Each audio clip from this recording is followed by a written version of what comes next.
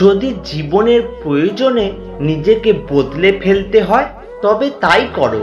হয়তো কিছুটা কষ্ট পেতে হবে তোমাকে, তবুও যে তোমার মূল্য বোঝে না তার অপেক্ষায় থেকো না।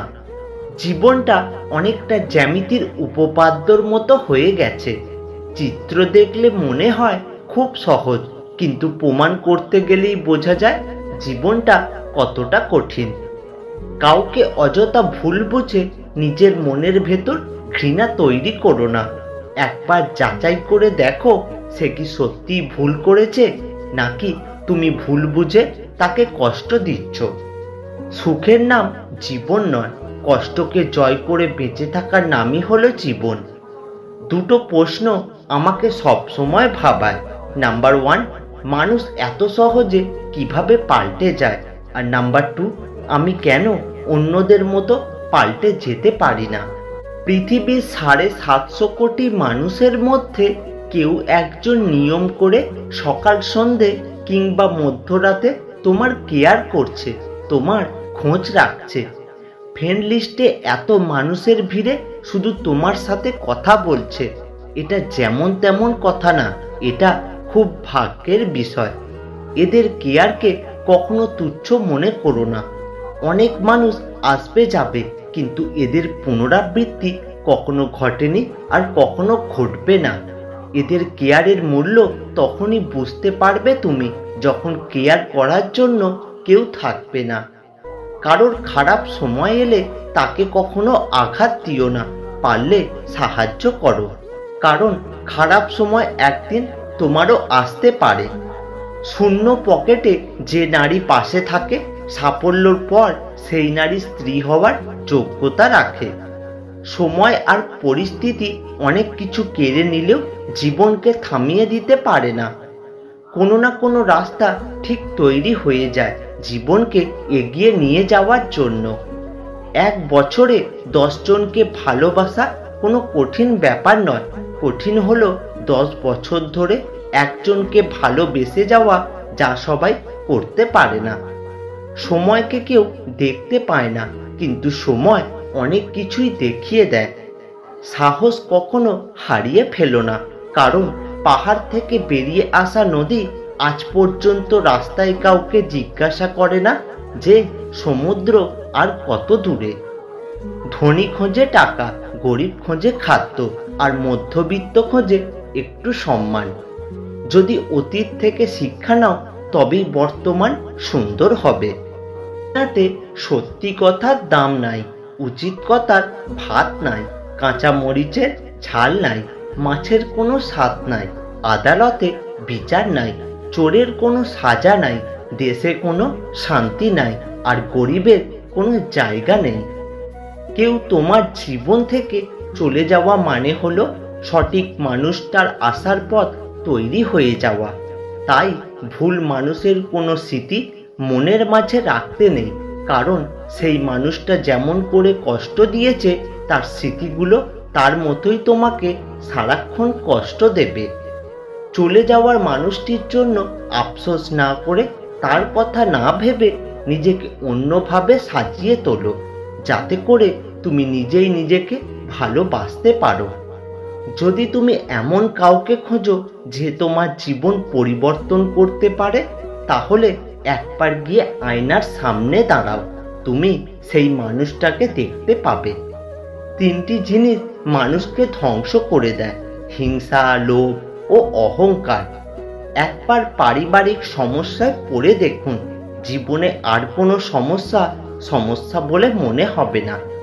সৎ হওয়া মানে দুনিয়ার হাজারো মানুষের ভিড়ে বাছাইকৃত একজন হওয়া, যাকে তাকে পথ চিনিয়ে দিতে নেই। পথ চেনা হয়ে গেলে সে আপনারই পথে কাঁটা বিছিয়ে দেবে।